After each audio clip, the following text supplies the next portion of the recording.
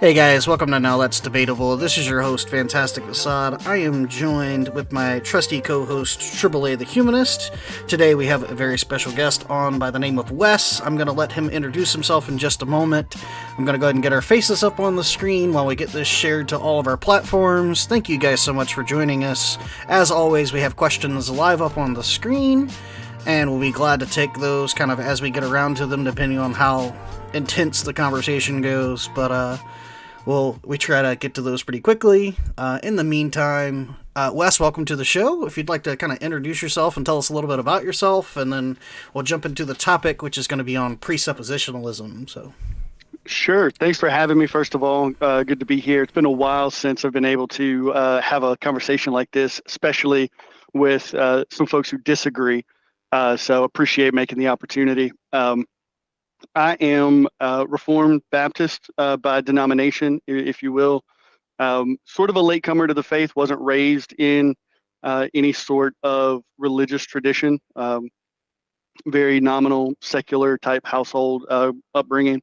And it was probably about, I want to say, 10, 12 years or so ago that I really got into studying apologetics, specifically to answer questions like, why do I say I believe what I believe?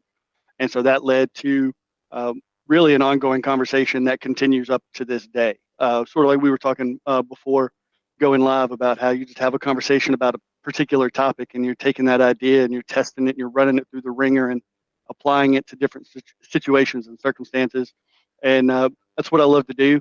And clearly by this intro, I love to talk. So this is a good opportunity and looking forward to it.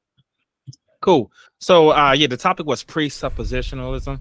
And so just so to make sure we're both on the same page, I like the stillman presuppositionalism, and tell me if the way I'm describing it, if it doesn't match what your understanding, let's try to fix it, and that way we can have a good conversation about it. Also, because the audience may not be familiar with it. So when we talk about more of like your evidential apologetics, I go this route because it's easy to understand by contrasting it with your more traditional type of apologetics, your evidentiary type of apologetics, whereas they start by presupposing logic. They use those logic to analyze facts, and they work their way back to God. They work their way to God. They say that, hey, this is true. We looked at this evidence, and this leads us to God, and that God is Jesus Christ.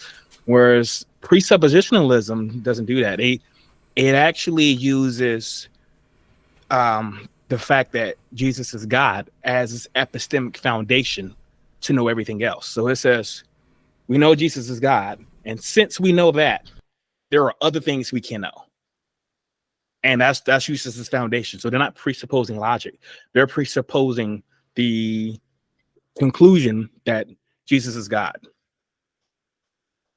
I wouldn't say that I say that we would presuppose the conclusion, but rather we would see God as the presupposition rather than the conclusion. Okay, gotcha. Right. Yeah. So it is the foundational premise in a way. All right. Okay. So I guess when I was first reading like dudes like Van Til, and I saw this, it was very appealing to me. But one of the initial problems that I saw was that I didn't see why you couldn't just presuppose anything. And so I'm not trying to be disrespectful to Christianity, but why couldn't I just presuppose a cat is God and then use that as my epistemic foundation? This was some of the problems I was running into. Okay. Well, one of the things is that what does a cat do to your epistemic foundation, right? And then what do we know about cats that would elevate them to the level of, say, God, right? And so there's category errors that you get into with that. And so with this cat, I'm not even saying it's like your stereotypical cat. Why couldn't it be like a transcendent cat? It's a cat that has whatever properties that are necessary that God sustains. Why couldn't it just be this or anything? Yeah, and I see what you're saying there. So cat is just sort of a placeholder for a God Yeah. alternative. Yes, I Yeah. don't see why you couldn't. You could just put anything. You could just presuppose anything there, and it would still do the same thing. And as a matter of fact, like I don't think things like reason, logic, I don't think those even need a foundation. Like, would you say this? Would you say this for that? For instance, like 'cause I talked to some reformers, and they'll say that without God, you lose truth. Practically, I would agree with that. Because God would be the foundation, epistemic foundation, as you said. That without an anchor into reality to know truth, then we lose the ability to speak with conviction and confidence in any sort of knowledge claim. Gotcha. So I'm to be like very specific here. So I'm not talking about knowledge, right? Not about knowing truth, but just that truth. Like I would even argue that you can know truth, but I don't even want to get there. Like, before we get to epistemology, let's go straight into ontology. That truth in itself, like truth is a property of a proposition. So like when I say truth, what I'm saying is there's for a proposition to be true, that proposition needs to correspond to reality. So if I say, right, all right, cool. So this type of correspondence theory. So we take something like a true dichotomy, right? And I say something like monkeys exist. I will say it is either the case that monkeys exist or do not exist. That is necessarily true. Agreed. That's law of identity, right? Yeah. Well, exclude the middle. Exclude the middle. Yeah, it's A or B. There is no in between. Right. So that proposition is true. What is it about the absence of a God that would make that false? Interesting way to phrase the question. I think I would take a step back, really to your impulse to kind of presuppose anything, as you said, and it seems to me that if reading throughout history, and specifically Israel's history in the Old Testament, that's really the condition of man, right? It's the heart of idolatry is trying to replace God with something else. We're going to give it the same attributes, but really the goal there is to recognize something as God that is specifically not God. I mean, thinking about the Israelites right after the Exodus, and in that story, they fashion all the gold into a golden cow, right? And you used a cat analogy, but they're not saying a cow literally delivered them from Egypt, but they're worshiping it as God, as though that calf really did deliver them. And so I think that impulse that you point out is, if I can use the term, true, in that it really corresponds to the reality of our experience, because that's something I think we all wrestle with, is what goes up on that top shelf, right? If we're either going to recognize it's God, or we're going to put something else up there, whether it's us, whatever it is. So that being the case, I think this is where presuppositionalism helps to kind of frame the asking of questions. You've probably heard, the basic question of by what standard, right? But my question, kind of add on to that, is what's the alternative, right? So, well, I don't think it needs an alternative. Like I think presuppositionalism, I think is this foundational premise is a violation of Occam's razor. So when we talk about truth, we talk about existence, reality, logic, even knowledge. These aren't things that need a being as a foundation. You could just remove that. Like I don't know what God would add to it. This is why I was pointing to like a true dichotomy. The monkeys either exist or do not exist. What is it about the absence of a God that would make it false? Yeah. So let's take the definition of truth, right? That which corresponds to reality. Well, what we see as reality, I would call creation. You might call physical reality. Would that be fair to say? Well, yeah. I don't mind calling it creation. It has like a religious connotation, but not necessarily. Okay. Well, I just want to make sure we're avoiding the necessity kind of built in. I want reality. I think Yeah. that's a good term. Okay. Whatever it is, reality. Right. Okay. So if we're talking about reality, then what we see, okay, so the physical part of reality that we can see and observe has a beginning, right? Whether you want to talk about the Big Bang or what. I wouldn't grant that. You wouldn't grant that there's a contingent nature to not to reality. I think reality has to be like, well, for reality to have a beginning, you're saying there has to be a point at which there was no reality. That violates identity. Now reality becomes, how does it violate identity? Because reality is a non-reality at some point, and then it come into existence. Not necessarily. Well, if you saying reality had a beginning, then there was that point when there was no reality. That violates identity. Because reality is not reality. How would you define reality then? That which is. Reality is just a state of affairs. And I don't even see how there could not be a state of affairs. Whatever there is, even if you were to say that there was like a philosophical nothingness where nothing exists, not heat, not cold, space, none of that, that would still be a state of affairs. That would be the reality. Oh, okay. Whatever there is. I got you. So from a foundational perspective, you're saying reality is whatever is, and it's very helpful to see that from the beginning. And if you don't mind me getting a little nerdy with the linguistics a little bit, there's isness and then there's becoming, if you will, and so that gets into maybe some of the contingent nature of it, but like we don't exist in a state of quote unquote being. We are ever changing. Oh, right? Sure. Yeah. So who we are today is not the same person we are physically or were physically 7-10 years ago. I forget exactly what the cycle is. Oh yeah. Atoms are constantly entering and leaving our body. Yeah. So there's not I would say, that's just one example. There's not an isness to reality in that sense.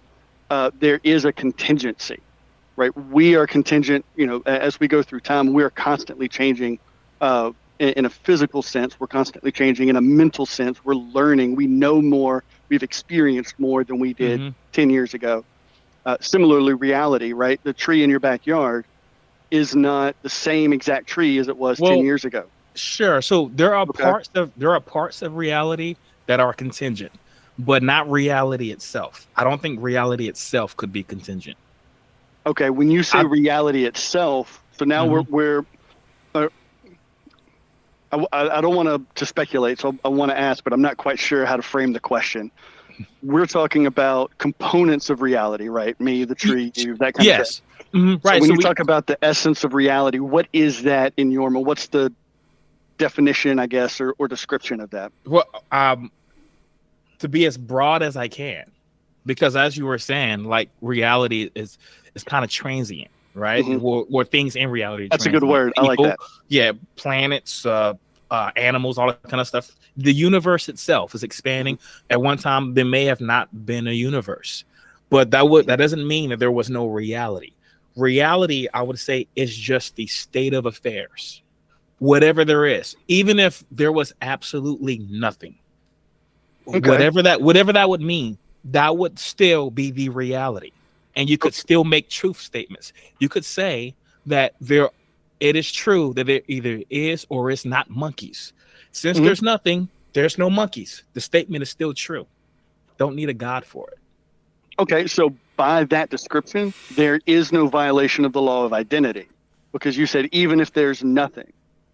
And so reality, as we know it, is bound by time. There would still be reality, but when I say nothing, I'm talking about like matter, energy, stuff that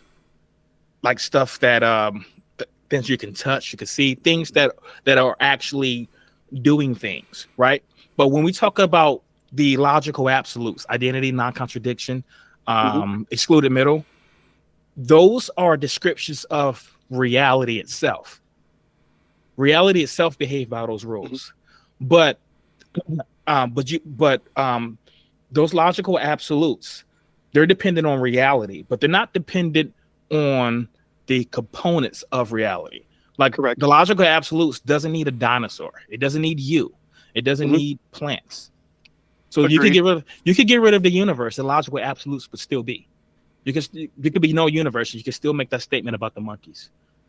See, I can agree in principle with that because from a Christian perspective, logic fits comfortably in coming from the mind of God, right? That's how he created. So when we look at reality, those laws of logic are necessary components or necessary attributes. I think that's a better word. That's the reality.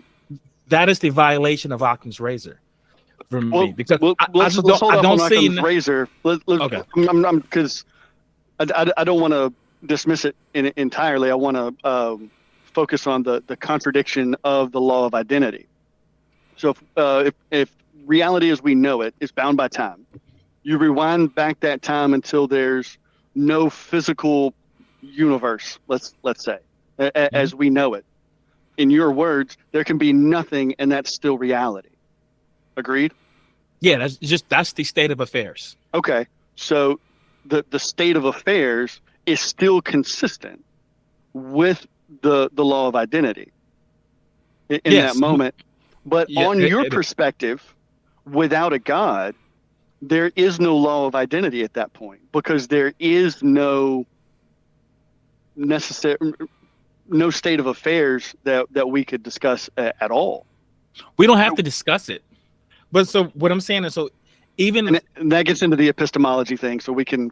Yeah, that's yeah. Can I ask a quick question before we get too deep down the rabbit hole? And I may have missed it during Tribulet's initial rant. Do you presuppose the laws of logic as well, or do you simply presuppose your God? I mean, and by the laws of logic, I mean the three fundamental laws, like law of identity, excluded middle, and non-contradiction. I don't mean anything beyond those. I don't see an either or with that because I see the laws of logic being perfectly consistent with God.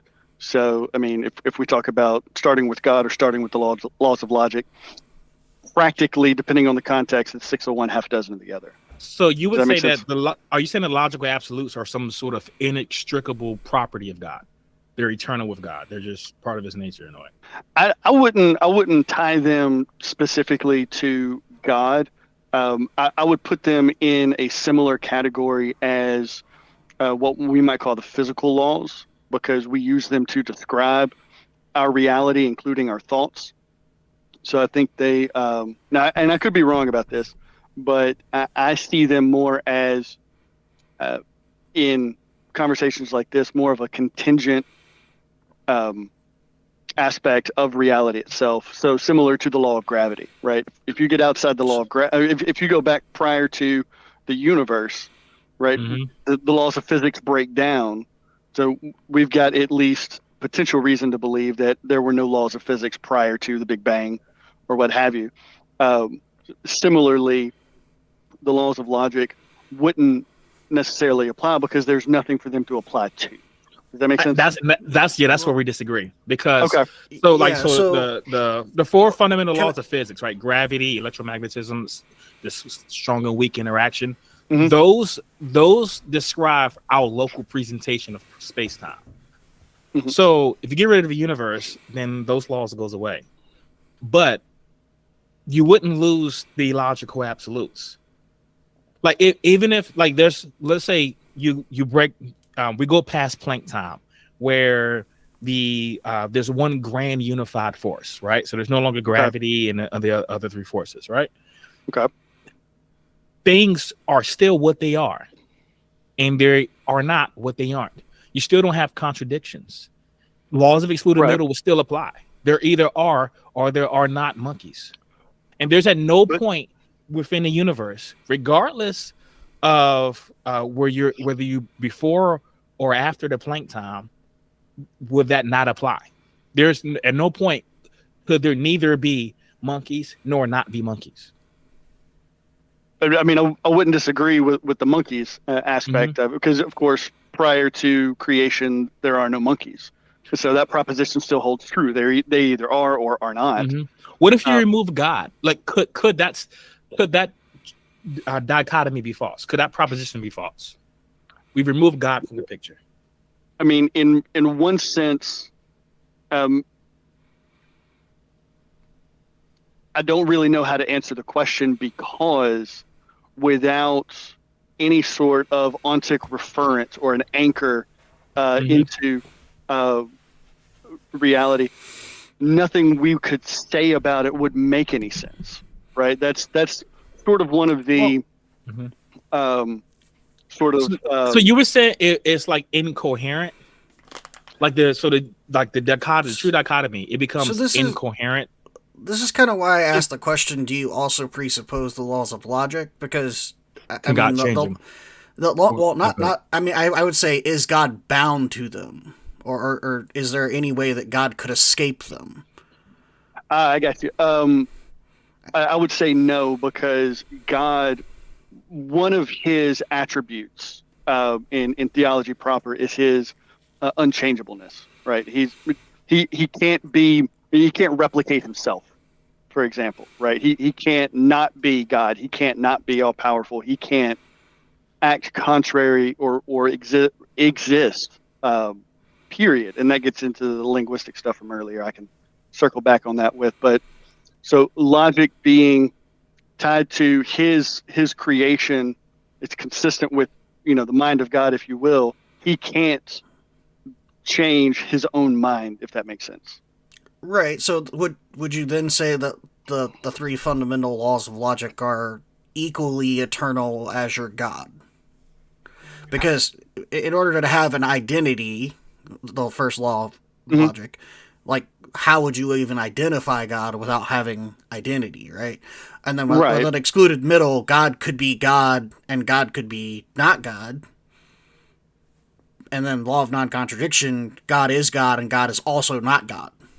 Yeah, right? And that kind of question reflects the limitations that we have as human beings, because we can't fathom something like that making sense. We can't fathom the coherence of an object being itself and not itself at the same time in the same way.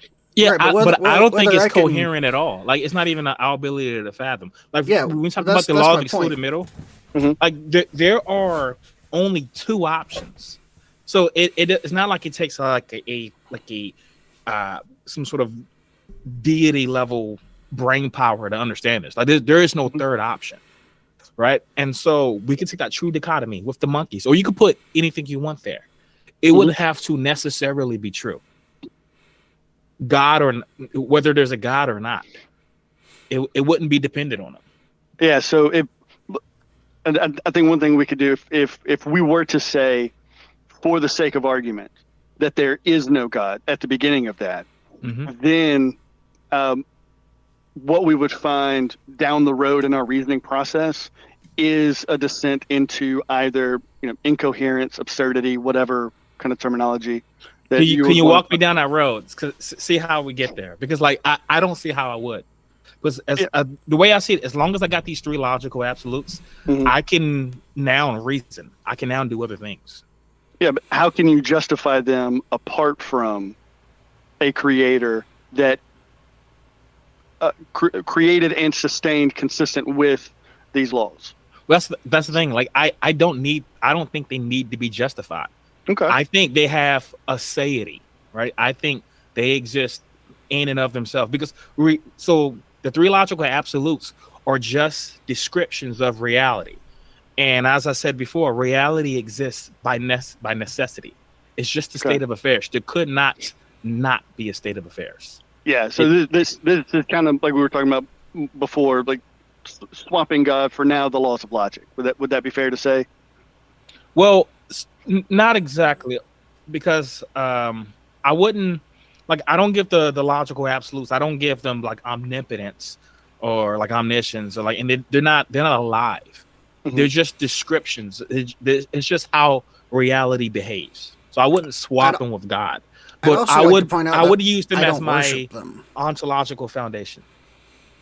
So to do that though, I think I see where you're going, and experientially, one of the problems is, even as we're talking about ontology, we're doing so in ways that borderline in epistemology, and we lose our ability to speak about reality without that ontological tie, if that makes sense. Okay, let's jump into epistemology then.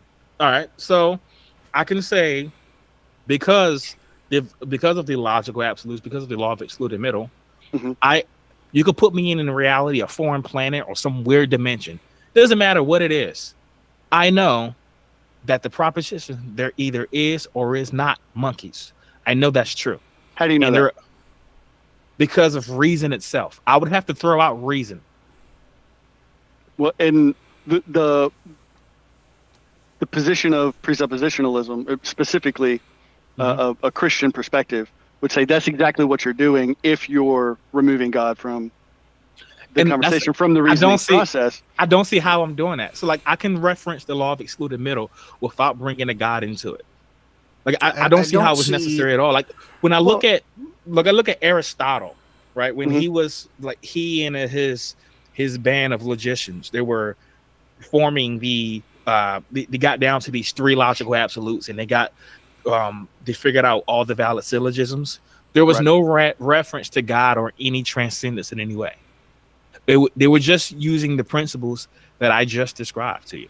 Yeah, and laws are just that. They are impersonal, right? There's no personal component if you just take the laws themselves. But when you start applying it, and as persons, that's part of our nature, right? We can't get away from the fact that we are persons in that regard. So when you start applying impersonal laws, like of logic, to persons, then maybe this will help kind of progress the conversation a bit. Then you get into moral questions. And when you're talking about persons, logical laws can't explain our personhood or personality, however you want to describe it. And I think they do. Okay. I think they do. Can you give an example? All right. So when there's personhood in the legal sense, I mean, and then there's also like personhood and like in a more, I guess, philosophical, more like fundamental, like philosophical, metaphysical sense. But when we talk about a person, we can say that a person is a person, right? So that's consistent. All right. And now we can describe the properties. Sounds tautological, though. It is. Person is person. Yeah, well, the law of identity. That's law of identity. It's a tautology. Yeah, it's just a tautology, right? And so now that we have that down, and we have non-contradiction. The person cannot be a person, and then we have excluded middle. Someone is either a person or is not a person. Now from there, we can apply those logical absolutes to other things, and now we can just talk about when we say what a person is, because a person, when we talk about personhood, it's just an analytical proposition. It's just how we define it. We may not even agree on what a person is, but once we come up with that definition, we have these properties to define what a person is. And the logical absolutes, as long as they're consistent, we can now look at that definition, point it at somebody else, and define, and we can say, hey, do you fit these properties? Yes. Well, now you are a person. Where are you getting the properties from, though? So you've got to import a framework, whether it's legal, philosophical, what have you. You've got to import that. It's not coming from, for example, the laws of logic. They can't tell you what a person is.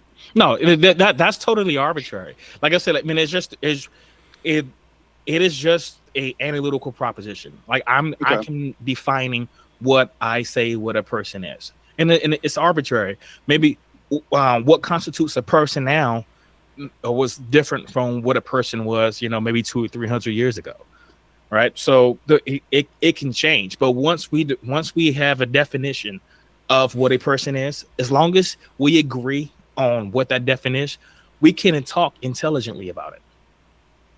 And that all depends on the logical absolutes. So the definition of person, does it require that level of agreement, or does the definition of a person exist independent of our agreement? No, so I think you're asking essentially. Does the question make sense? Yeah, I think what you're asking, if I'm not mistaken, is that do words have some inherent property to them? If I'm not mistaken, like not necessarily, but that can be part of it. Sure. Yeah, I mean, to answer that question is no. Words don't have any inherent meaning. You and I can agree upon a term. It could be some made-up word or sound that we can use as long as we agree upon its properties.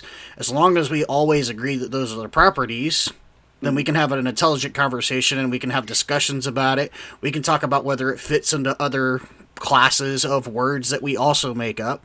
And we can have this conversation based on strictly the laws of logic.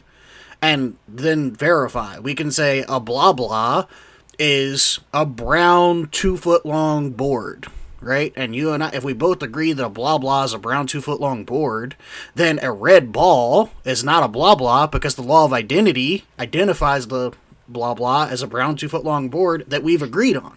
And we could look at a red ball and we'd be like, that's obviously not a blah blah. Now, that word means nothing. It doesn't have any inherent property to it. It's just an agreement so we can continue an intellectual conversation about that object. Okay, so it's not truth per se that we're getting to there. It's more agreement for the sake of the conversation. Is that fair to say? Yeah, I mean, it's axiomatic proposition. It's saying you and I are going to agree that for the sake of this conversation that this is a mouse. Like, although mice, in the sense of, living beings exist, if we both agree this is a mouse, then we can have a conversation about it. And we can have an intellectual conversation about it. And we can point out all things that aren't mice based off of, the properties of this one. But basically, the mouse in and of itself doesn't have any value. Like, we just made that word up because it kind of looks like a mouse. Yeah, and that's what I'm saying. So basically, we have a common lexicon just so we can have a conversation and talk about things. Mm-hmm. If we have different meanings of it, I tell Facade, "Hey, go bring me your mouse." And he comes back with a 2x4. And he's like, "Oh, your definition of mouse doesn't meet mine." So that's what I'm saying. So it's an analytic proposition. Okay. When I say the word mouse or when I say the word person, this is what I mean. And he says, okay. And now he can go out into the world and look at things to see if there's an object that he sees that fits my definition. If so, he can now say, this is a person. Yeah, so I think this is one of the practical implications of removing God. Like in our context, we can have a conversation based on certain things, but when you start broadening this out to cultures, civilizations, the lack of a coherent understanding of reality leads to having to clarify various individual terms, because what you wind up doing is subjectivizing truth to a degree. But, right? But how would God fix that? Because God have a definition of a word, and I could just say I disagree with his definition. Well, it's not that God has a definition of a word per se, but rather that recognizing God as the foundation of a reality recognizes from the beginning the coherence of reality. And so that they're when we talk about person, for example, personhood, person is not just a term that we use arbitrarily to apply in certain circumstances. Personhood applies to an aspect of reality, namely the person, for example, the persons of the Trinity, right? There's a personhood aspect to that. And in this context, it helps kind of smooth out that discontinuity of the conversation and relieves us of the responsibility of having to redefine it. But it kind of sounds like you're trying to make an argument for like an innateness of words. That's what it sounds like. It sounds like you're saying that God gives words intrinsic meaning. No, I wouldn't say that. There is a way that words reflect reality, if you will. So we reality use them.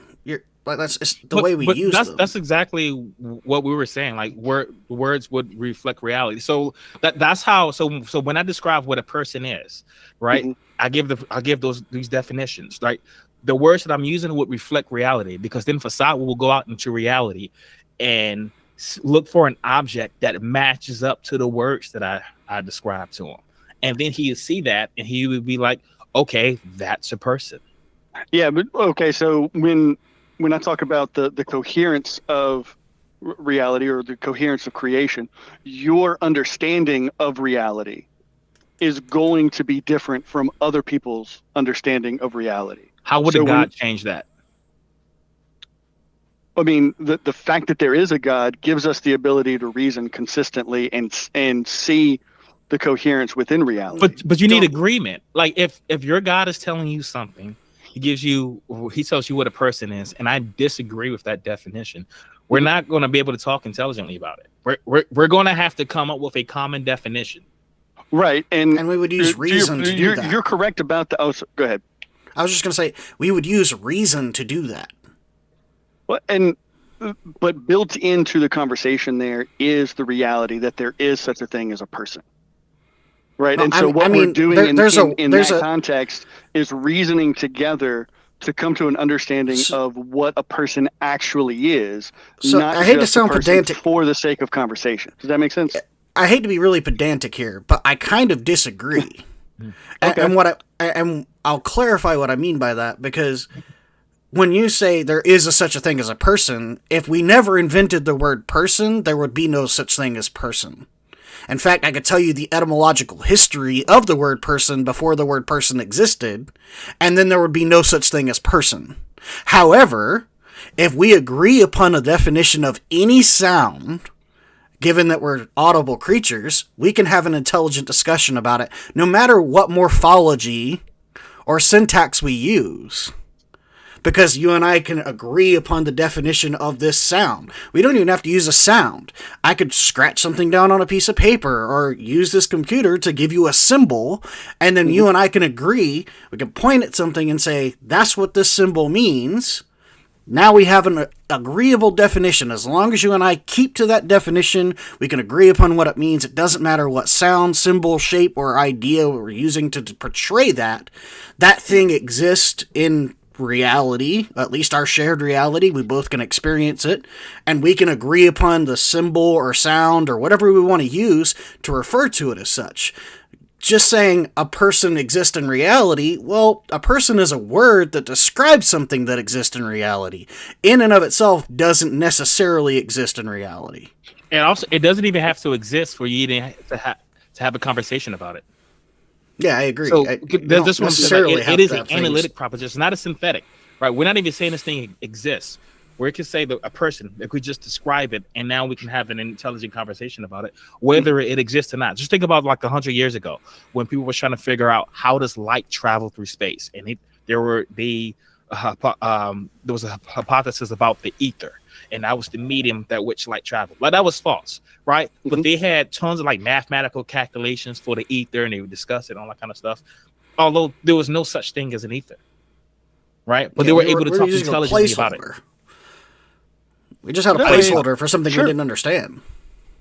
I mean, we do that. That's literally the nature of words, the origin of words. We say we don't have a way of expressing this thought, action, idea, thing, and then we give it a name. And then as long as people agree upon that name, we refer to it that way. But it doesn't necessarily have to exist. I mean, we talk about things that never existed, that like mythological creatures all the time, like centaur. I use the word centaur. You immediately know what that is if you've heard the word before.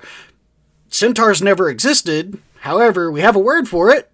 I mean, when you and I use the word, something kind of conjures in your mind because there's this association that you have with the word. However, we could say that centaur actually means a blue square. And as long as you and I agree about it, we can have an intelligent conversation, and it would be really weird to say a centaur runs fast if we both agree that it means a blue square, because that would be nonsensical. However, if you refer to traditionally the word centaur and it runs fast, sure, that makes perfect sense because you know what a centaur is. Yeah, no, I get it, and I see what you're saying, and I don't disagree in principle, but this is kind of what I was, at least in my head. Uh, if you're using a different framework for reality, the way you interact and the way you understand and the way you discuss that reality is going to be different to the point of requiring that level of clarification in a way that wouldn't otherwise. For example, you two can have a conversation as atheists without the level of clarification that we have because you have a more shared worldview. Does that make sense? Sure, but this can be rectified by just explaining and asking questions. Like just sure. like you're a Christian, I'm not. At the beginning of the show, you asked what I meant by reality. I asked what you meant by truth, and now we now that we have an understanding of what each other mean by those words, now we can have a conversation about it. I see no reason to hypothesize a God to fix that. Like you can just clarify, and you can have a conversation. Yeah, we could even muddy the waters by including things like other languages and cultures, which is something you mentioned before. Really, really interesting scenario, something that you may have not even considered, is there's a really, really fascinating language that was found fairly recently, in the past 30-ish years, maybe a little more, but in the rainforest of Brazil that belonged to natives that lived there, called Hixkariana. And it's unlike pretty much any other language that we've ever discovered, and they don't have things for like cardinal numbers. So they have 1, 2, and then they have many. So there's no such thing as like you have 5 fingers. They would say you have many fingers on one hand, right? But you see how that could muddy the problem of language just because they don't even have a concept for it, much less a word for it. So the fact of the matter is that the person that went to translate this language, who presented this information, which, by the way, was in efforts of translating the Bible, but was really interesting, and the kind of outcome of that was a lot of people thought he was lying because the language was just so different in structure and in method to what we have. Mm-hmm. But then you realize, like, the groundwork just needs to be laid for us to have an intellectual conversation about it. It's not something that's impossible to do. We just point out things that, we both can say, here's the word for this, and now we agree upon that's what it is. Also, to me, it seems like, because when you saying how me and Facade and I can have a conversation because we're both atheists, because we've already clarified our terms. It seems that God is just doing something that people could do. So we throw in a God and he's able to clarify the terms. People could just clarify the terms. Well, I would disagree with the idea of throwing in a God, right? But to your point, this is what you're saying is the violation of Occam's razor. Yeah. Right? Because you're saying we don't need the God, we've got, say, the laws of logic, right? So to flesh that out a little bit more, I would say it's not that God can simply be replaced by the laws of logic, but there's so much more that, shall we say, is explained by the God hypothesis, to borrow another phrase. Like what? Well, like humanity, moral impulse, the ability to reason towards truth as a category. I think no, you said humanity, and then we talk about and then you talked about morality. Like, have you looked into like the evolution of morality? A little, yeah. I mean, it comes about through just natural processes. So if you look at beings who are immoral, they tend to not last. They tend to not. They isolate themselves, right? So like we talk about like a person who goes around stealing and murdering and raping and all that kind of stuff. People aren't going to want to be around this person. So they're going to be less likely to be able to spread their genes and produce people that are like them. So just through the process of natural selection, you're going to get a society that is mostly abides by moral behavior, that's not going to have a impulse towards antisocial behavior. That's just the result of natural selection.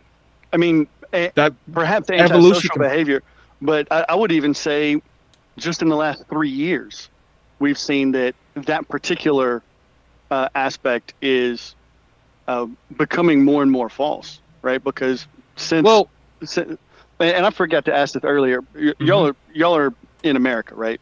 Yeah. Okay, I'm I didn't know.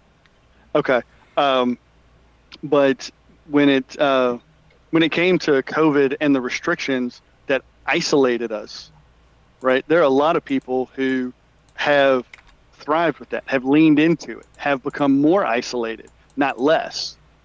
And the idea of moral progression over the course of human history is not borne out by the facts. I mean, there's all kinds of civilizations that. Well, we may disagree on what morality is. Oh, we certainly would. Yeah, but I guess when you were talking about like that people have like moral impulses, like why is it that people all around the world would regard like murder as evil, right? That is social behavior, and that comes about by natural processes.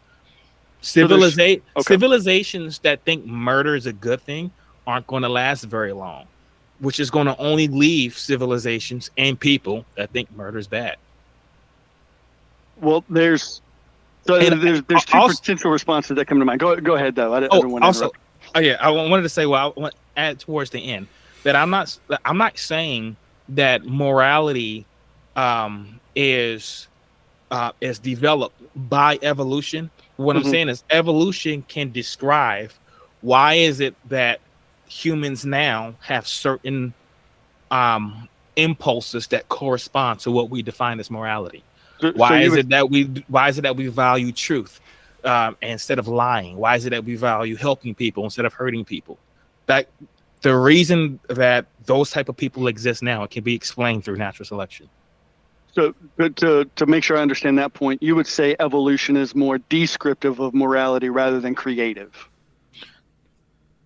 Like evolution is not derived from evolution, but evolution is a way to understand the development of morality. Yes, it can describe how humans now got their certain their ethics, their morality. So to your question, you're pointing out about murder and theft and things like that. So two things that come to mind. Okay, go ahead. So there was a study of these monkeys, right? Now these monkeys, they don't all eat at one time. There's one monkey that stays in the back and he keeps watch, making sure there's no leopards or hyenas coming, right? And if there's one coming, he'll sound the alarm. Everybody stops eating and run back in the tree. Sometimes you'll get a monkey. He's a little mischievous, and he'll cry wolf. He'll sound a false alarm. Everybody run away, and he'll go and eat all the food, get all the best fruits. Right? The rest of the group of monkeys will punish that one monkey for doing that. Right? Because sounding false alarms, right? That's going to create like a calloused effect where you're less likely to respond, in a good amount of time, which could result in deaths. So that if they didn't do that, if they didn't punish the monkeys who sounded false alarms, what you would have is the monkeys will be less likely to survive. There may have been groups of monkeys who didn't punish selfish behavior like that. And what would happen? They would die off, only leaving the monkeys who value moral behavior and punish immoral behavior. That's what I'm saying. It can describe how we got here, like how we got to this point. Okay. There are countless other like really interesting studies that we could probably point you to. Rats are probably the most studied in like all of history, just because they're really, really reproductive. They're also, pretty easy to acquire and cheap to kind of keep alive. But there's also studies of like rats that they'll put in this tiny containment of a box that another rat can press a button to either get fed or to eat. And before the rat chooses to eat, it lets its comrade go. Like it Like, why bother?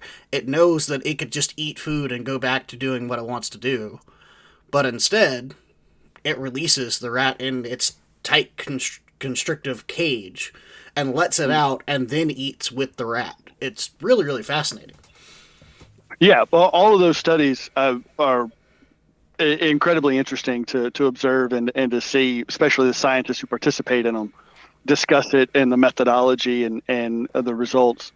But to answer your question about murder specifically, there's two responses. One, murder is intrinsic to humanity. It's not merely something that came from the Ten Commandments, as a lot of people might say, especially Christians might say, but it's something that you might say is written on our hearts, as Romans 2 would say. And we see that even before the moral law was written within the pages of Genesis and Exodus. Commit murder, there's a desire to hide, right? Just like Cain did when he killed his brother, just like Moses did when he ran off into the wilderness. There's that impulse. Now, you've got an alternative explanation, and I hear that. But what I'm saying is that's one aspect of it, is being made in the image of God. That's a moral law that's imprinted on our hearts as being made in God's image. Number two, when it comes to murder, human history has shown that we have not evolved into a society at any point in time that that has refrained from killing. I'll say killing writ large. I totally agree with that. I totally agree with that. I mean, yeah, humans in general are violent.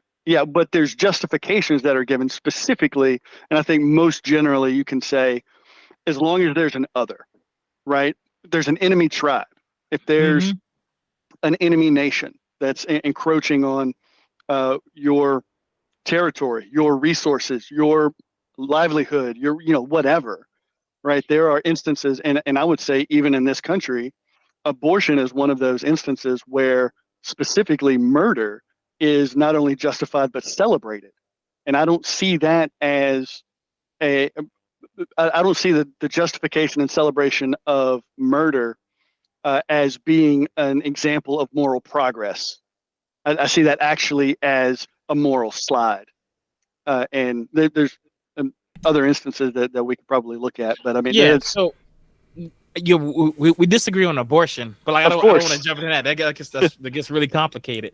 But so like I'm not saying that we've reached perfection. Like we haven't reached the zenith of morality, and natural selection, that tool may be insufficient to get us there. But I'm just saying, like, when we talk about how we have humans right now, how do we have these moral compasses? I have a system that just utilize things that we already know exist to explain it. You include all you who already believe in those things that I just said, also grab something extra, a God that puts it on people's hearts. To me, that is violating Occam's razor. Because like, what if instead of saying it was just natural selection, I could say there instead of natural selection just giving us our moral impulses, there's also a genie in another dimension, and he is warping the natural processes for this to happen. Like there'd be no reason for me to add that. Like it does nothing to my hypothesis. Yes. So the thing there is the genie is not true, right? Whereas God is, and there's a value in truth as in and of itself.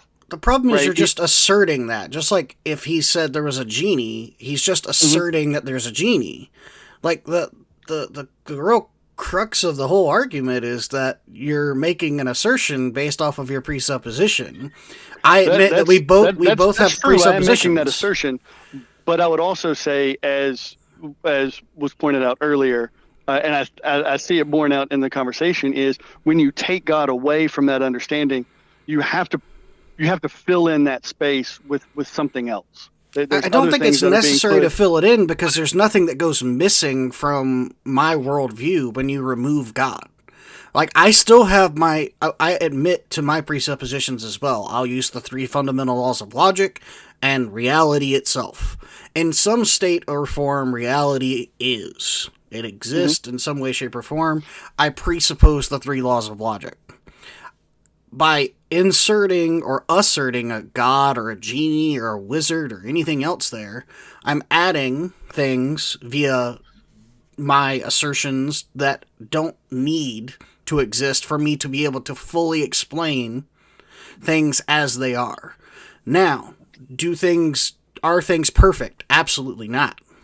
Do we have to have conversations about expanding our vocabulary or getting on the same page? Sure. It's natural. It's going to happen. But even in this, just like our conversation, with your presupposition of a God saying that he's written something on my heart, if I genuinely don't believe that, but I still come to the conclusion that murder's wrong, we now have a difference of opinion that your God doesn't solve the problem of. Well, the problem in that situation is the disagreement, right? Because neither one of us are saying that murder is okay or murder is a moral good. Yeah, we both agree murder is bad, right? Like, you say murder's bad, I say murder is bad, right? I say murder's bad because it's bad for well-being. You say murder's bad because not only is it bad for well-being, but because God said murder's bad. Well, not just because God said murder is bad, because that was known even before God said it. Well, right? I mean, like, if God was at the beginning of time, right? Do what? Why is God murder bad? Because it's out of step with the character of God, right? All of the moral precepts of Scripture and of God's revealed moral law are consistent with his moral character, right? So you'll hear some folks describe it. God is not a murderer, right? So therefore, murder is contrary to the character of God. It violates our being made in his image. That's what, we can point to God reestablishing Noah after the flood and saying, if a man sheds another man's blood, by man shall his blood be shed. Like, the value of the image of God is so valuable, so high, that if you were to mar that by murder, then the only justification is to administer the death penalty.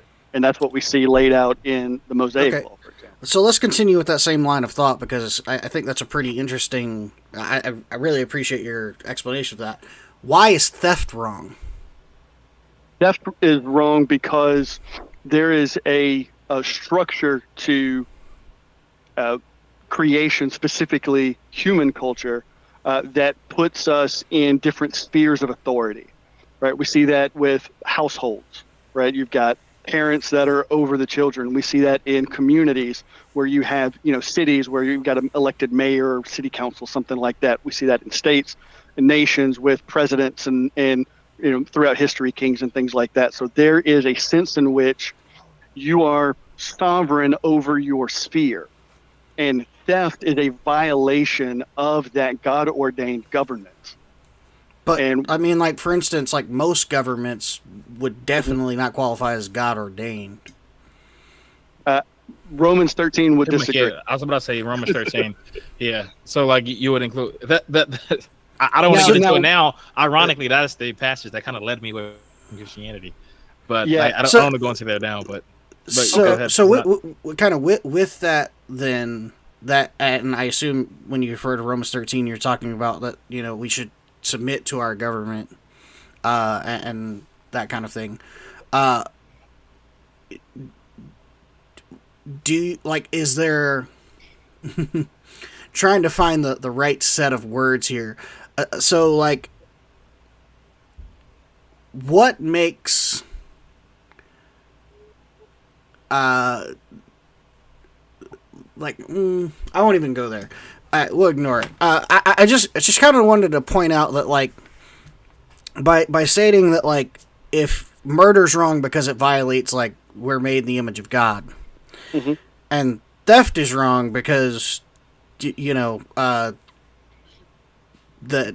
this domain that we're in charge of. what's wrong with slavery? Well, it depends on what you mean by slavery. Chattel slavery, the owning of another person as property. Yeah. So when it comes to slavery as was exhibited in the colonial Americas, or you in have most of history. Well, yeah, most of history. I'll grant you that. But when you say chattel slavery, that's what immediately comes to mind because of our context. But Sure. when you have the forcible subjection of another person without due process of law, without without cause, it is a violation of, in a similar way, for example, that sphere of authority that they've put under. You're stealing that authority from them. It kind of parallels with what unjust governments do when they usurp authority that is meant for the church or for the individual, or that kind of thing. So when it comes to slavery, on one level you have a violation of the created order in that authority, but also depending on the level of abuse, you have the violation of the image of God in that person. When, for example, it comes to devaluing human life to a mere commodity to be bought and sold or even killed. Do you think is slavery always wrong? Do what? Is slavery always wrong? Chattel slavery? Yeah. I would say, yeah. And is beating You're your going to go to slave slavery always wrong? in Exodus, aren't you? Well, I mean, more like Leviticus 25 or Exodus 21, but sure, pick one. I mean, you know where I'm going, so I was just, like, we can get there. I'm just really curious, like, how you're going to justify it. We either have you disagreeing with what the Bible says, or some loophole that I can't fathom on how to justify slavery. No, I'm not going to disagree with what the Bible says. I will disagree, for example, what we see in Leviticus is prescriptive for today, for example, or that is a good that transcends the time in which it was given. And I'm sure you've probably heard that response before. Go ahead. Would you say, like, in that time it was okay? No, that's why I asked, was it always wrong? That was the whole point. Yeah, that's why, because of course, like, you wouldn't say that it applies to today, right? Because you had acknowledged that the transatlantic slave trade was wrong, right? Right. But it seems like your criticism when Facade asked was it wrong? You were saying you don't look at that as prescriptive for us to follow today, right? But what about for the Hebrews when they were following back then? Yeah, well, I would say unequivocally, as God commands something, it's necessarily good, right? Because he would not command anything that's in violation of his nature. He would not command, he would not expect a standard of behavior that would be contrary to his perfect moral character. So even if he's telling people you can buy chattel, you can institute chattel slavery. Well, I mean, we can get down into that if you want, but I would say that there's one level in which, comparatively to the other nations, Israel was distinct. For example, you don't see in quote-unquote chattel slavery slaves going free after 7 years. You don't see a value of human life Egypt in Exodus. You beat a slave and he dies, you get the death penalty. But right? the slaves that were freed, the slaves that were freed for 7 years, it was only for Hebrew males. The female Hebrews weren't freed at that time, and the non-Hebrews weren't freed at all. Right. I'd also like to point out that the Egyptians only kept slaves for 3 years. Think about a single female in that time. What is she going to do? There is no cultural value across the board. There is not the level of whatever opportunity that you want to say. So, there's a legitimate sense in which having a woman under your sphere of sovereignty, you have the responsibility to protect her. Have you ever read some of the great slave debates that were happening in Congress right before the Civil War? You ever looked at those? Probably when I was in school. I mean, one of the big arguments was if you just let slaves go, what's going to happen to them? Because right now they're being housed and fed by their masters. Right. It was the same argument. It was hey, they can't read, they have no skills. Like, what are they going to do? Like, this is benevolent slavery. It was sounds. I want to push back a little bit because y'all may remember several months back, sometime mid-late last year, there was all this hubbub about the curriculum in Florida over a statement that slaves learned skills that they were able to use after the slave trade, and try to use that to justify the goodness of the slave trade. So it seems kind of ironic to say that on the one hand, the argument used to keep slavery is that they don't have any skills that they can use beyond slavery, so we got to keep them here. But on the other hand, what's being taught now is that, well, actually there were skills that were able to be used in the marketplace and help raise their economic standing after the fact. For the most part, really didn't want to go down picking cotton's not a skill. That's what most of them did. There was a few that were blacksmiths, stuff like that. But like for the most part, there wasn't no acquired skills. But even then, like I would still say, even if you're learning a skill, like if I capture you, force you to be my slave, and I teach you how to code, and you become a software engineer, you learn a very marketable skill. Like I still think it's wrong because it's still chattel slavery. So let's flip it around though. Suppose there is no God, right? Yeah. There is no, as I'm saying, objective standard for morality. No value intrinsically. That's the thing. Life. You don't lose an objective standard just because there's no God.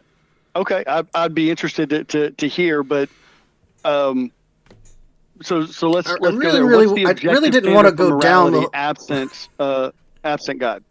So before we go there, I really didn't want to go really deep down the road of slavery, except Triboulet doesn't know how to shut up. So we went there anyway. I really just wanted to point out something that I thought might be an issue, and you're welcome to correct this if I'm wrong, but there's two problems I have, and if we accept chattel slavery as in Exodus 21 or Leviticus 25, no matter how you try to justify it. One is that there's no correction of it throughout the entire Bible. Two, I would say that's false, but go ahead. What's the correction? Please correct me with a citation. The letter to Philemon. To return back to master? And to ask for his freedom. Mm-hmm. But so you're that's still a not slave. A combination of chattel slavery as an institution. He's telling Philemon, return to your master and see if he'll let you go. Freedom.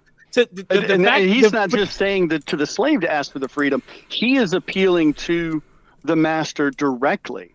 It's kind of like doesn't the fact that he's telling him to ask for his freedom, the implication is that the master has a right to the slave's treatment. Why ask for it? Well, why does he need permission?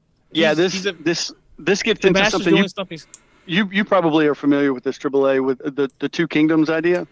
Mm-hmm. You've got an individual who's a citizen of Rome and has rights in a Roman context to a slave, and then you have this same person who's a citizen of the kingdom of God that Paul is appealing to regard this man as his brother, and to give him the honor and the respect that he is due as his brother in Christ.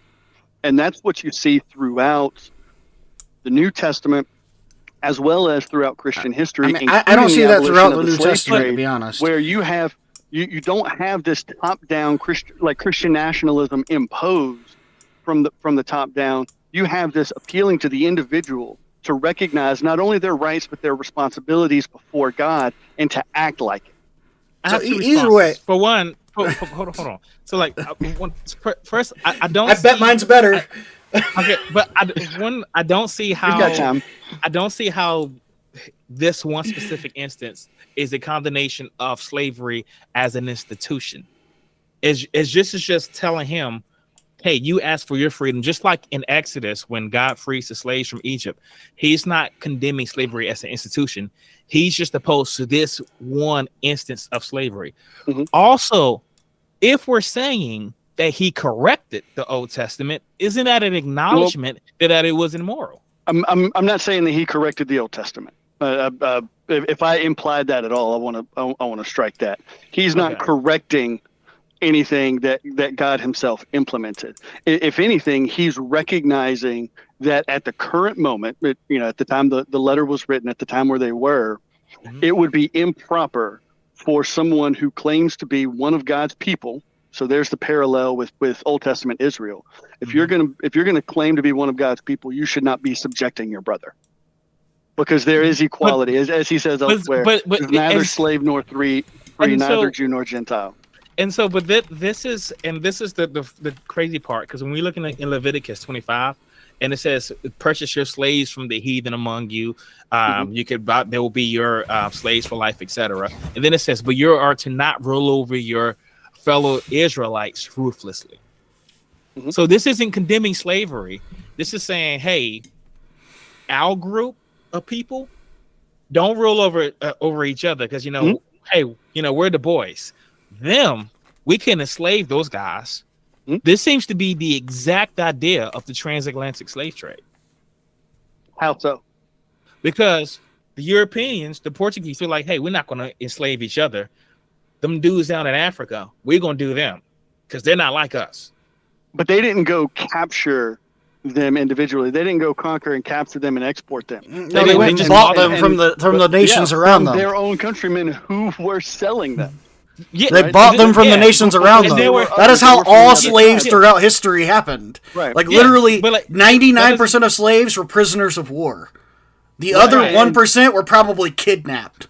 Whether you bought the slave or whether you captured him as a free man, right? And so, and also, like, in the Bible condemns capturing the free person and enslaving them, right? So, all right, so Portuguese, they weren't doing that. They were purchasing their slaves from the heathen among them, which were the pagan Africans south of the border, right? This seems to fit scripture precisely. Hey, these are non-Christians, and we're not capturing free people. We're just purchasing people who are already slaves and bringing them into chattel slavery. Now we're owning them. Yeah, this is one of the problems with Old Testament comparisons, is we take surface level comparisons and neglect the relationship that Israel had with God and the purposes that God was working through Israel. And I know from an atheistic framework, you're not as concerned with that, but Portugal didn't have the special relationship with God. But if they had, it would have been justified, right? Well, I mean, I can use bad arguments to justify bad behavior. Doesn't mean that I'm right. Can you use God to justify bad behavior? Do what? Can't you use God to justify bad behavior, like the owning of slaves? I mean, people use God to justify all kinds of bad behavior. I'm not. Isn't that what Exodus 21 and Leviticus 25 is doing? You would say slave owning is bad behavior. So fundamentally, the question would be: did God command that? And that conversation that we can have. By the flip side, if there was no God, what was wrong with what was going on?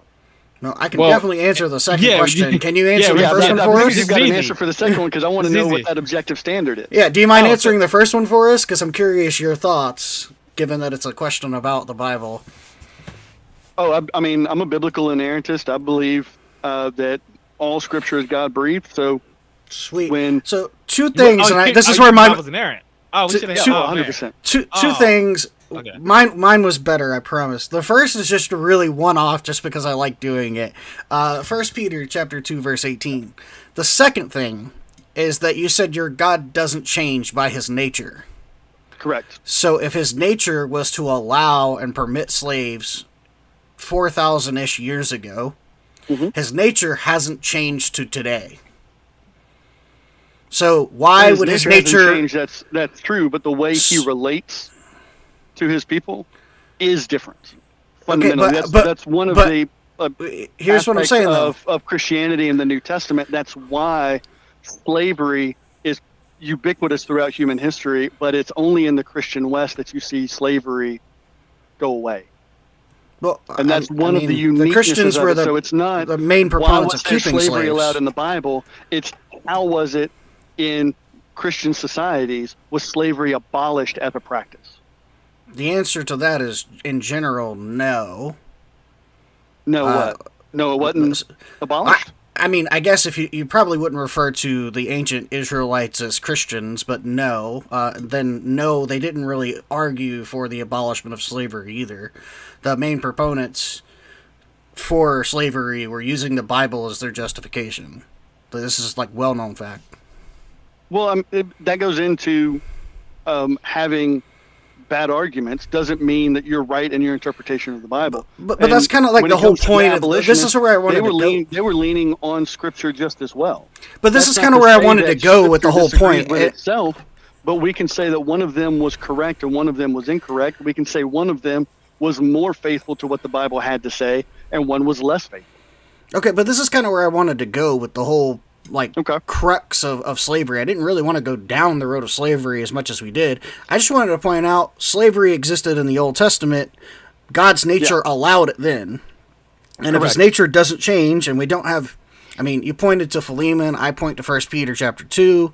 We could point to other Bible verses as well. We're at in 1 Peter chapter 2. Verse 18. Verse 18. Yeah, servants, be submissive to your masters with all respect, not only those who are good and gentle, but also those who are unreasonable. For this finds favor, if the sake of conscience towards God, a man bears up under sorrows and suffering unjustly. Right? That's the same call for all Christians, including Peter, who wrote the letter, including Paul, who wrote elsewhere for slaves to be submissive to their masters, but also for masters to treat your servants, your slaves, fairly. It doesn't say that, though. If you just keep reading, it says, for it's condemnable if someone bears up under the pain of unjust suffering. But what's an unjust suffering if you're a slave? Because the only pretext we have to that goes back to Exodus 21, where if you beat your slave and within a day or two they don't die, there's no punishment to be had. If you break a tooth, then they should... Go ahead. I mean, it's the previous context. Well, not the direct previous context, but it's the most context we have in Exodus 21 of slavery in general in the Bible, followed directly by Leviticus 25 and 40. Then we go into the New Testament when it talks about slavery, slightly less than the Old Testament, but in the Old Testament we typically go to Exodus 21, Leviticus 25, Leviticus 40, right? And then in the New Testament we kind of get 1 Peter 2, we get Romans 13, we get Philemon, we get the Philippian jailer, that kind of thing, where it's just like, well, maybe, we can use this to kind of justify whatnot. My whole crux in going down this road is a short path to saying that, like, the way God interacts may be different, right? That doesn't change his nature. And his nature is what allowed for slavery in the Old Testament. So there's nothing against his nature that would disallow for slavery in the New Testament, although he may interact differently with his people. Because according to you, his nature does not change. Well, that's not according to me. That's according to Scripture. Right, but I mean, let's take the Bible as gospel. I want to be just the middleman here, because I already know what's going. Because you're talking about covenant theology. He had a different covenant with Hebrews than he has with us. So there are things that Hebrews could do that we couldn't do. What Facade's getting to is that here the covenants are in this level, how he deals with people, but morality isn't based on the covenant. It's based on God's nature. Correct. Right. And so if God's nature, if we're saying that you can have slavery over here because it's okay because it coincides with God's nature, his nature doesn't change, then over here it would still be moral. Right, because the nature that doesn't of God... follow. When you say over here, what are you referring to? Well, to the other covenant, either the morality is based on God's nature or it's not. It's based on the covenant and time. Because you were saying murder's wrong because God's not a murderer, right? Not because of the particular covenant that we're under. Correct. Right. So if that being the case, it doesn't matter what the covenant is. Murder would still be wrong because it's just an objective fact that it does not correspond to his nature. Right. Well, slavery in any sort of moral question should follow the same logic if it's coming straight from his character, from his nature. The covenant ought not to matter. Yeah, so I mean that's the problem I have. There's not anything that's intrinsically wrong about slavery generally. Now, I'm not talking about the specific chattel slavery that we were discussing earlier. But I mean, for example, the language is used. Triboulet, you're probably pretty familiar with this. Romans 6, slaves of righteousness, right? Jesus refers to those who sin as a slave to sin. So in one sense, slavery is merely a description. In our fallen state, we are slaves to sin. And when we're redeemed, we're slaves to righteousness. But I think it's a little bit of equivocation because when he says we're slaves to sin, we're not I'm not a slave to sin in the same way that my great grandfather was an actual slave. Like he was owned by somebody, right? And so like it's not the same thing. You couldn't go to the antebellum South. A white guy walks into the antebellum South, walks into a slave. He says, "Oh, I'm enslaved too. We're all in slavery. We're all slaves to sin." Right? That's an equivocation because when he's talking about yeah, and when we talk about slavery, I don't mean to overtalk. I just want to say, when I say slavery generally, I'm making allowance for other understanding. So I apologize if I was talking past that. Okay. But sure, sorry, go ahead. I just wanted to point out, like when it comes to something like chattel slavery, specifically what was allowed in the Old Testament, we're talking about an act, whether you find it moral or not, right? And obviously you would say that being a slave to sin is an immoral act because sin is against God's nature as well. But we're talking about specifically like the owning of another person as property, right? So if it was not immoral because God allowed for it and even commanded the Hebrews to take slaves from the heathens around them, then it's either always immoral because it comes from his nature, or that we have a different reason that this is not moral, or it's not like murder, like he was saying. Because it shouldn't matter the covenant we're under to determine whether something is moral or not. Because if it stems from God's nature, then it doesn't matter whether it's the God of the Old Testament or the New Testament, because his nature doesn't change. Right, same God in both testaments. Right. So with that, one of the potentials, and I'll be honest, I haven't thought through it nearly this far down the rabbit hole, at least in a long time. But I would say one of the things that come to mind is that part of God's nature that's being revealed there is a judgment against the pagan nations, right? So you have earthly, and this is common throughout the Old Testament, you have earthly authorities used to execute God's judgment. I mean, we see that later with the pagan nations, the Assyrians, Babylonians being used to judge Israel.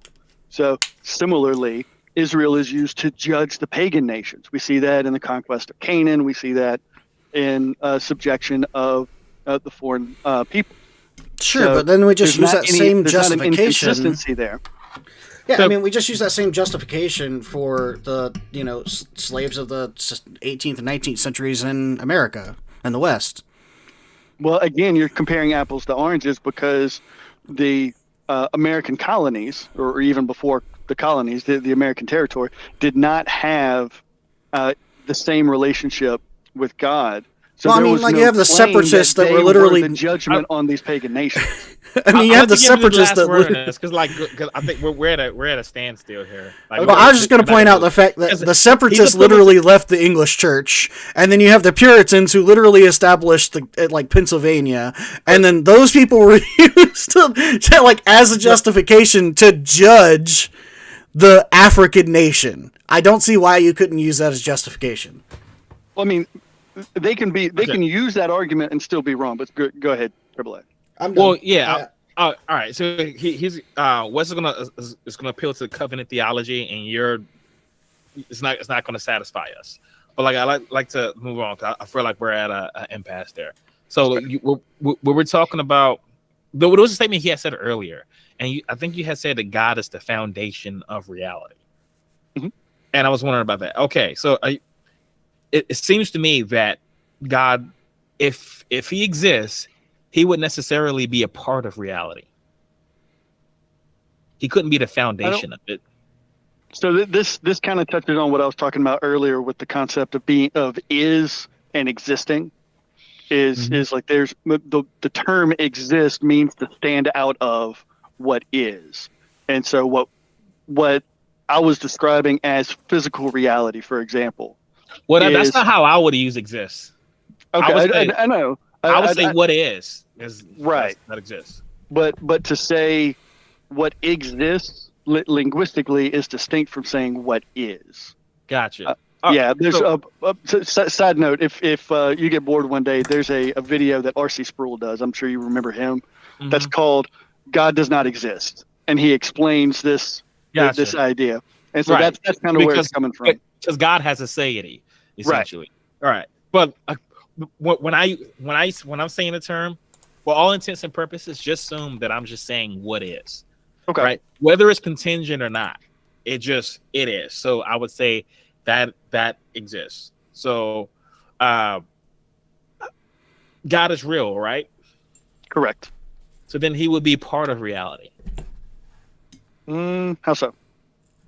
Well, God isn't all of reality, right? Yeah, because God is. So if God is, then to say that he's outside of reality, that says he's not real. Okay, so there's real, and then there's not real. Okay, he would have to be in the real part if he exists at all. So if we want to say that, then we have to distinguish between the part of reality that is bound by time and space and the part of reality that's not. God being timeless, he's eternal, being immaterial, he's not confined to space, and in fact can be omnipresent. Or is I really don't want to go really deep down this rabbit hole, but it's one of my favorite topics in the whole world. Could you clarify what you mean by timeless? So our conception of time, right? Like you're talking about, we use. Do you mean our local presentation of time or time itself? We'll say time itself. Okay. So all right. I guess the problem that we would have is that when you say something's timeless, that it exists outside of time, you're saying there's at no point does it exist. That's time itself doesn't exist. There's no time to indicate existence itself. It's a way to describe not being bound by time. So God's eternal by nature. Okay, but eternal is a length of time, actually. Because it's a limitation that we have. We're bound by time. But eternal is a length of time. That's why you see in Ephesians 1 talking about before the foundation of the world. Well, there's no way to describe what happens prior to creation without using the time relative language. And that's a limitation of us, not of God. So, but I guess where I was going, when we talk about, Facade, what you about to say? No, go ahead. Oh well, I guess what I was going to say was like when we talk about the God, like reality exists out of necessity, and when we're talking about earlier how like logic, I appeal to it because I have to out of necessity, and we talked about reality, it has to exist out of necessity, because it would violate the law of identity, right? We would have to throw out reason itself. I see no necessary reason to suppose to God. So I don't see why he would be necessary for reality. Matter of fact, to me, it is incoherent to say that reality would need a foundation. If there is a foundation, then it is part of reality. That would have to be what is. That foundation would necessarily have to be part of the state of affairs, which would include that. Yeah, I mean, like, to make it really, really plain and simple is that you could also say reality is all there is, right? And if there is a God, he would be part of that all, right? But he wouldn't be the all, because that would just refer to reality, like we just said. If reality is, and something is in existence, you would say God exists, but not necessarily according to that video, whatever. But if your God is real, he's part of reality. Like, that's the nature of the word, right? But he's not all of reality, because, like, I exist and I'm not God, right? So, like I'm just a very, very, very, very small portion of reality. Now, your God may occupy a very large portion of reality. He may manipulate it and control it at his leisure, but that which is reality itself. Therefore, like it can't be contingent upon a God, because the fact that anything would be reality. So, what's the difference between what you're describing with the relationship between God and reality as a whole, and say pantheism? Or, yeah. Well, so Yeah, pantheism I mean, is a the lot of idea people- that everything, that all of existence is God. Right. And right, so that some people refer to like it's all together. Spinoza's God, Yeah. right? Of like that which is physical, or the universe as we know it. Some people refer to that as Spinoza's God. Right. And I mean, if that's the route we want to take for God, it's an atypical definition. It's not one that you get from Christians or presuppositionalists, but I'm not opposed to I'm all just that trying to exists. understand the distinctions that you're making in those terms. Here's my Go ahead. framework. So you have reality, right? Right. Okay. All that is, here's the foundation, here's reality, not the foundation for it, but this is just reality. All that is would be part of this. So if they're a God, if he is, he would be part of reality. He couldn't be sustaining it. Now, this will be incoherent, because if he exists, if he is, right, then he wouldn't necessarily be a part of it. So if God, in order to be real, there needs to be a reality in which he can be. If you take away the reality, then there's no God, because there is no reality. there is no real. There is no real. There is no like that. is. That would be like beyond like the philosophical nothingness, because even nothingness would be a state of nothing.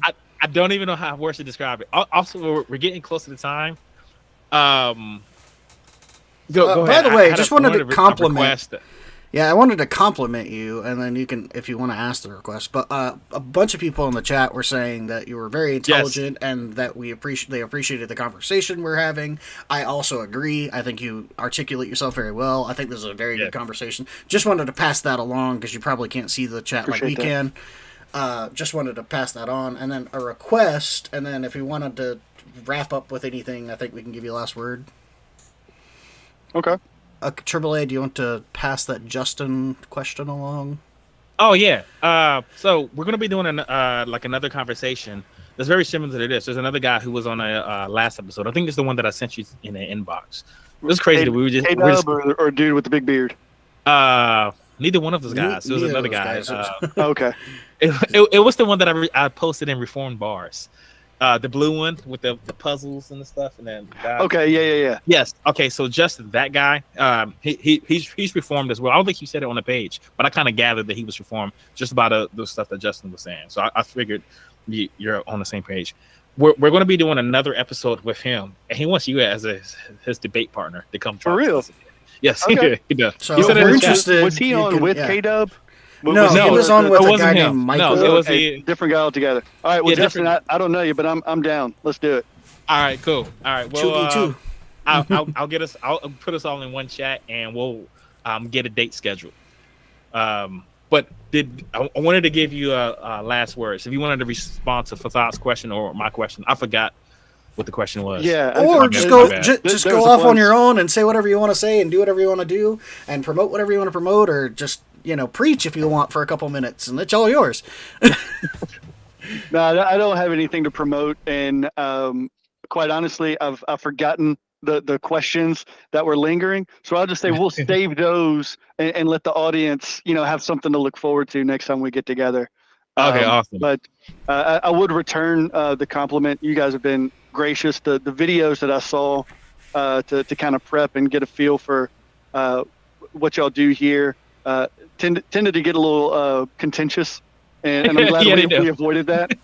I hope that continues anytime we meet again, but I really appreciate y'all having the conversation. I love the tough questions and the poking and going down the rabbit hole. Let's see how we can stretch these ideas. One of my big beliefs in conversations like this, regardless of where our disagreements are, I think there's always going to be some area that we can agree on. And if we can find that and kind of at least sit around that and revisit it when we need to from time to level set, I think that helps the conversation. Really grateful for both of y'all, really grateful for the engagement, and grateful for the compliments there in the chat. Thanks everybody for watching. Chat, appreciate thanks it, man. For giving those guys. Thank you guys so much. I'll get a 4-way email chain going, and we can like figure out the logistics of it. And actually, I think we already have a date scheduled. I'll see if that date fits with you. If not, then we'll figure something out. Sounds good. Yep. But yeah, man. Thank you guys so much for watching. We'll see you guys next week, and we'll have another episode coming at you either Tuesday or Wednesday. We're trying to do it weekly on Tuesdays or Wednesdays about this time. That way I have a more consistent schedule.